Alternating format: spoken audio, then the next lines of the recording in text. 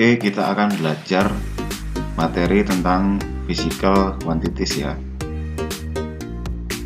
Dimana physical quantities ini berarti kita akan mempelajari tentang besaran. Apa itu besaran?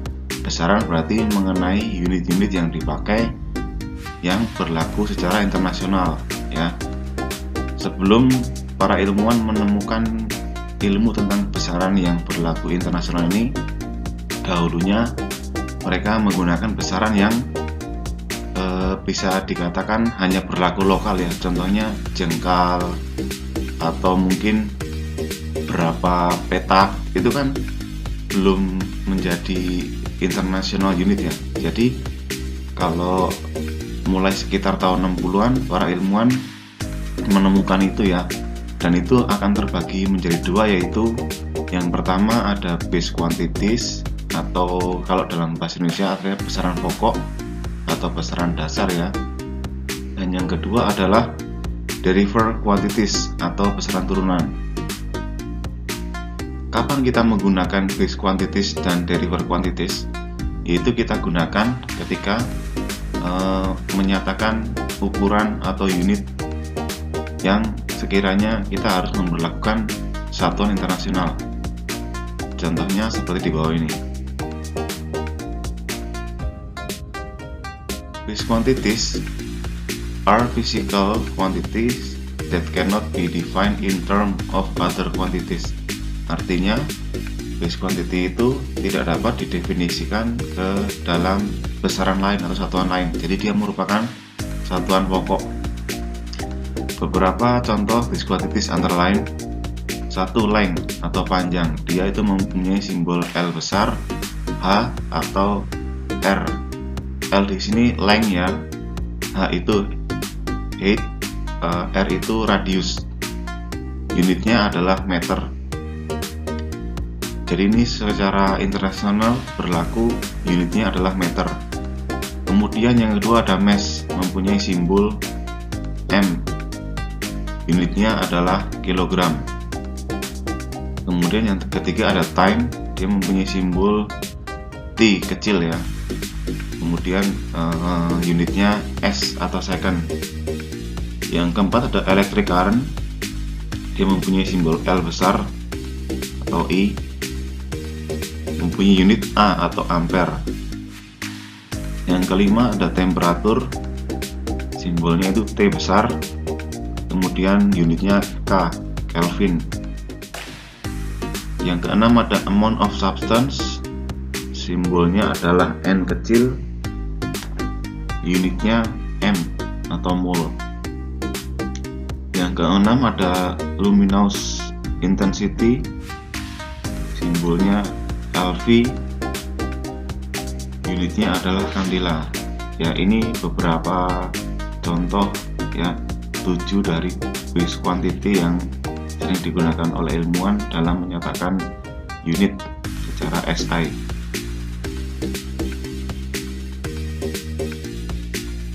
Kemudian ada derivative quantities ya. Derivative quantities are quantities that are calculated from two or more measurements. Derivative quantity cannot be measured directly. Jadi untuk menyatakan derivative quantity ini kita nggak bisa langsung menyatakan, karena kita harus ada perhitungan. Sebagai contoh perhitungan, ketika kita ingin mencari luas ya, luas itu misalkan persegi panjang, berarti ada panjang kali lebar. Atau ketika kita ingin menentukan volume, berarti ada panjang kali lebar kali tinggi. Nah, beberapa contoh derivative quantity di sini antara lain ada area. Nah, area ini kita biasanya sebagai contoh kan persegi panjang ya, ada panjang kali lebar. Makanya di sini simbolnya A. A itu stand for area. Unitnya adalah meter persegi ya, secara umum, secara SI unit. Kemudian ada volume. Volume kalau saya contohkan balok, berarti volumenya itu panjang kali lebar kali tinggi. Simbolnya V besar. Unitnya adalah meter kubik. Yang ketiga ada speed atau velocity ya, kecepatan. Lambangnya V kecil, unitnya meter per second. Karena kalau speed dan velocity ini kan contohnya speed aja mencarinya harus kilometer dibagi dengan waktu gitu misalkan ya, atau jarak dibagi dengan waktu. Yang keempat ada mass density, lambangnya seperti ini ya, atau dibacanya rho. Dia unitnya adalah kilogram per meter kubik. Untuk mencarinya dengan cara mass dibagi dengan volume. Yang kelima ada concentration, yaitu lambangnya C kecil, unitnya mol per meter kubik. Yang keenam ada mass concentration, lambangnya rho I ya, unitnya adalah kilogram per meter kubik. Oke, kita akan belajar mengenai scientific notation atau bisa disebut dengan bentuk baku. Untuk apa sih kita belajar tentang bentuk baku? Kita belajar tentang bentuk baku biasanya kita gunakan untuk menuliskan suatu bilangan yang nilainya sangat besar atau sangat kecil. Contoh sangat besar adalah ketika kita ingin menuliskan diameter bumi.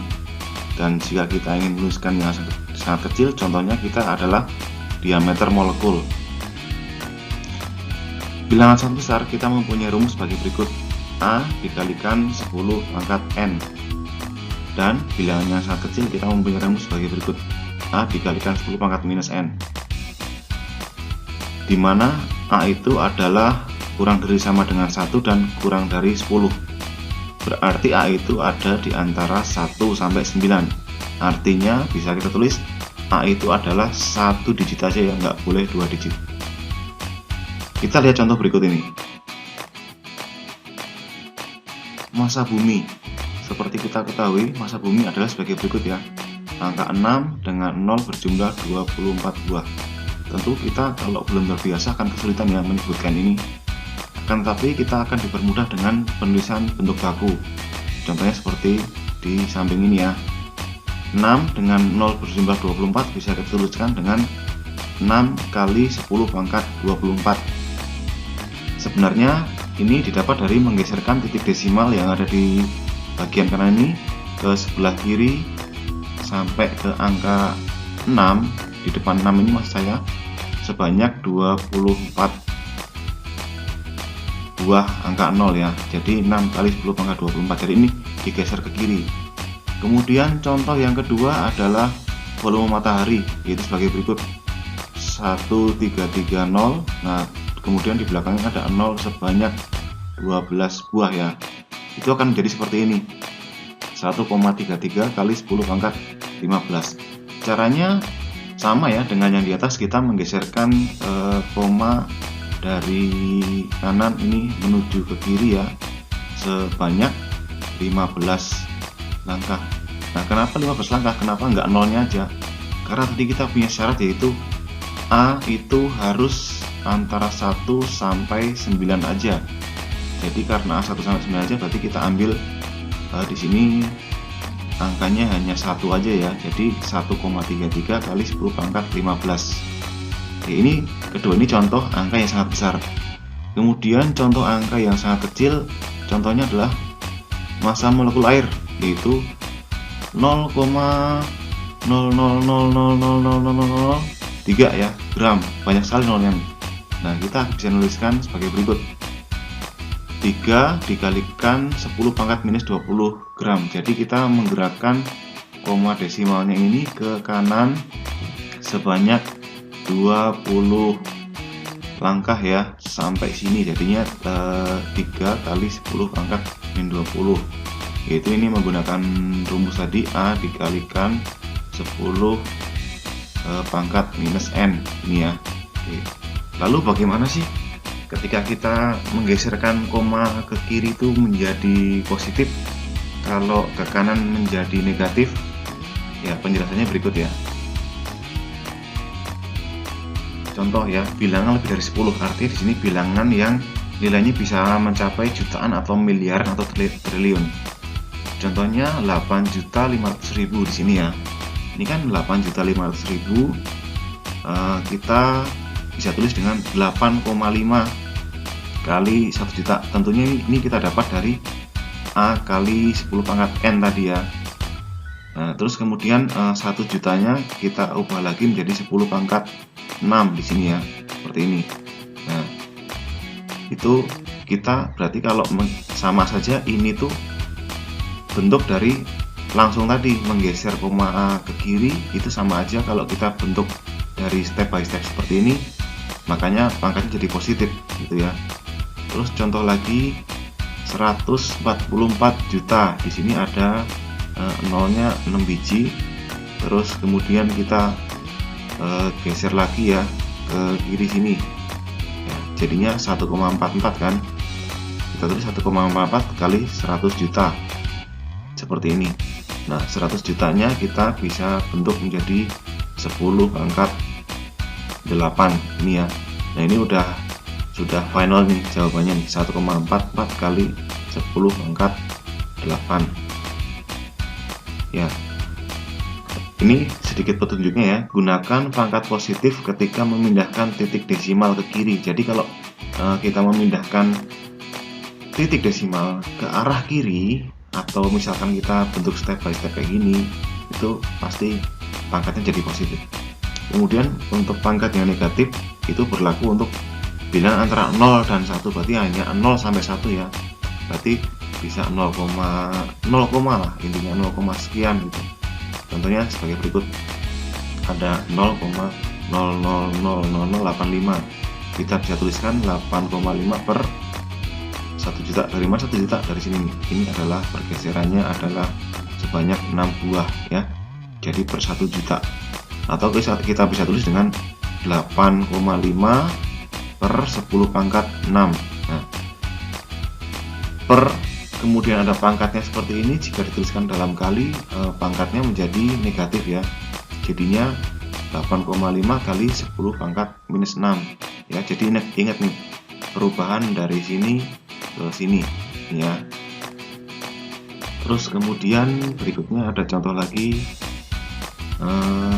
0,0000000144, kita bisa tuliskan dengan 1,44 per 100 juta.